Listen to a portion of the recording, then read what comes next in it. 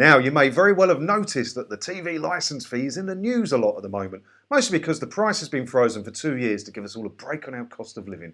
£5 a year. That'll make all the difference to all of us, won't it? And also, there's a very faint chance that the fee may be abolished completely in 2027. So to that end, the boss of the BBC, Tim Davie, has released an official statement. So I thought we could take a look at that together with me gassing all over it. But first of all, I just wanted to show you this, look. So a local website to me, Essex Live, has made this, the best paid BBC stars. This is how much some of the BBC's best paid stars earned per second in 2020 to 21. And as you can see, look, I'll refresh it so we can start it from scratch.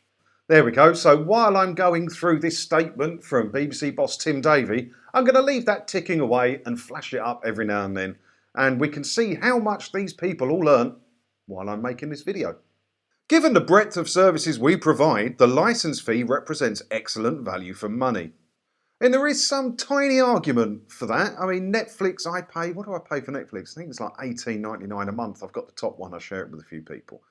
And I do only get streaming for that. And the BBC does offer a streaming service. They've got iPlayer, they've got broadcast TV channels, they've got rolling news, and they've got radio. But it's all repeats. And then you get things like Lineker getting 1.3 million a year. Zoe Ball's on over $1 million a year. How is that excellent value for money? If you provided good service and good content, yeah, you may very well have an argument for that. But I'd still disagree with paying it. But you can't argue excellent value for money if you're paying Lineker and Zoe Ball over £1 million a year. You can't. You just can't. There are very good reasons for investing in what the BBC can do for the British public and the UK around the world. Are you forgetting, Mr. Davie? Because it used to be your old job. You used to be head of BBC Studios. And they are the ones that sell the programmes all around the world. BBC Studios, BBC Productions Limited and BBC Distribution Limited are the companies that sell the shows all around the world. Not the BBC, the one where the licence fee goes to. And if we abolish the licence fee, you can't tell me BBC Studios and BBC Distribution and all of that are going to go as well. Because they're not. Because they're a profitable business that isn't funded by the licence fee. So, well, we're 2 sentences in and we're 2-0 to me. Sorry, Tim. A freeze in the first 2 years of this settlement means the BBC will now have to absorb inflation. That is disappointing. Well, I haven't had a pay rise in about 5 years and I'm having to absorb inflation.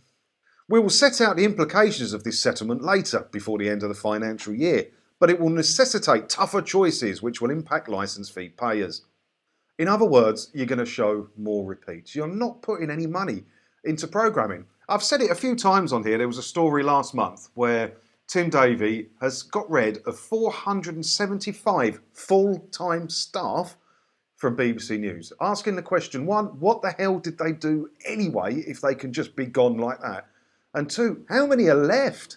You know, the BBC's so bloated because it knows it can rely on just getting free money every year, 3.2 billion quid of it each year. It doesn't have to trim the fat and it doesn't have to look after its money like a commercial channel would. And that's the problem. So now he's saying tougher choices which will impact licence fee payers. In other words, if you pay the licence fee, you're going to get even less value for that. You're going to see more repeats and the stuff they do make is going to be of a lower quality. Just stop paying it altogether. Just stop paying it altogether. It's the best way to do it. You don't need to pay it. There's no law saying you have to pay it. You only need to pay it if you watch anything that's been broadcast, use BBC iPlayer. Otherwise, you'd watch 90% of the stuff you'd watch anyway. Just cancel it. Just cancel it and shut him up. While there will be challenges, we do have the financial stability of the licence fee, which is crucial. Yeah, as I just said, they don't have to worry about going to find advertisers, to make good stuff, to attract new advertisers, to make some more money, to make more better stuff, to attract more advertisers. They can just sit back and have the stability of the TV licence fee. And that's why the BBC is broken. That's why it's broken. It doesn't have to work for its money. We have the certainty of a 6-year deal for the funding of the BBC, 2 years cash flat and 4 years keeping pace with inflation. We have great faith in the BBC and its future. We will do everything to ensure the BBC continues to punch above its weight for Britain and for audiences around the world. Why do you care about audiences around the world? Oh no, it's because you show adverts all around the world, isn't it? That's why, under the BBC banner, and you can officially do advertising outside of the UK. But the problem is, punch above its weight for Britain and audiences around the world. Forget the around the world bit. Focus on Britain. Stop making shows that you think you can sell for a profit abroad and focus on making shows that will please the British public. Maybe you'll turn this one around, eh? You're not going to. That won't happen. We actively look forward to the national debate on the next charter, and of course, all options should be considered. The BBC is owned by the public, and their voice must always be the loudest when it comes to determining the BBC's future. So he doesn't sound too worried to me. Does he know something that we don't? Does he know that the licence fee is going to end in 2027 and become a direct media tax, either as a separate tax that you're now going to see on your pay slips? Oh, that'd sting, wouldn't it? Or onto your broadband bill, onto your council tax bill. Does he know something we don't know, that he's going to get secure funding going forward?